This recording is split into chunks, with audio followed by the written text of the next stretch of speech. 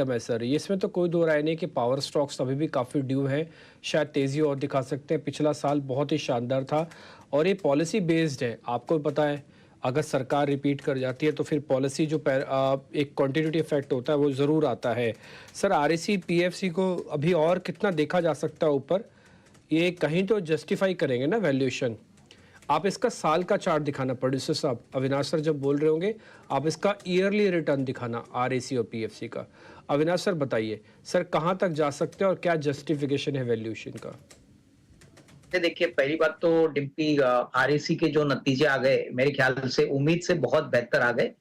मेरे ख्याल से यही कारण है कि आज स्टॉक में अच्छी तेजी आपको देखने को मिली है। और ओवरऑल अगर पावर सेक्टर की बात करें तो पावर डिस्ट्रीब्यूशन, पावर ट्रांसमिशन, उसके बाद पावर फाइनेंसिंग, ये सारे ऐसे सेगमेंट्स है जो मुझे लग रहा है कि अगले 2-3 साल के लिए ग्रोथ पोटेंशियल बहुत बढ़िया है, क्योंकि सप्लाई साइड से बहुत कम कैपेसिटी आ रही है, डिमांड बहुत अच्छी तरह से बढ़ रहा है। तो हमको लग रहा है कि देखिए, किसी को भी अगर पोर्टफोलियो बनाना है तो पावर डिस्ट्रीब्यूशन, पावर फाइनेंस और पावर जनरेशन, ये तीनों सेगमेंट्स में थोड़ा-थोड़ा निवेश होना चाहिए। अगर आरईसी की बात करें तो मुझे लगता है कि कम से कम 560, 565 का एक फर्स्ट टारगेट रहेगा।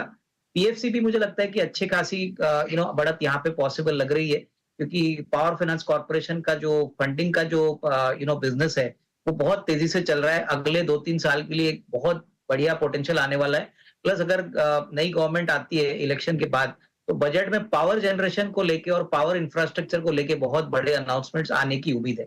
तो मुझे लग रहा है कि देखिए, आरईसी में भले ही आज 8-9% स्टॉक ऊपर है, पर जिस दिन मार्केट थोड़ा करेक्ट होगा, आपने वो बहुत अच्छी तरह से डिस्क्राइब किया था कि थोड़ा बहुत मार्केट यूफोरिया के जोन में जा रहा है, तो यहाँ पे थोड़ा सा आपको कॉशियस रहना चाहिए। बट अच्छे शेयर्स अगर आपको निचले लेवल पे मिलते हैं तो आपका रिस्क रिवॉर्ड और भी अच्छा रहेगा।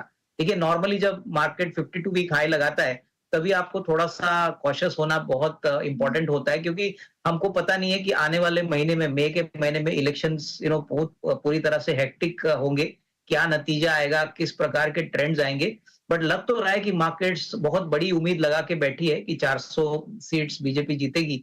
अगर यहाँ पे थोड़ा बहुत 19-20 होता है, तो मेरे ख्याल से हो सकता है कि आपको एक मॉडरेट करेक्शन भी देखने को मिले। तो ये आपको कंप्लीटली राइट ऑफ नहीं करना चाहिए। हालाँकि हमको लग रहा है कि डेफिनिटली नतीजे जो आएँगे वो मोर और less, I think in line with market expectation रहेंगे।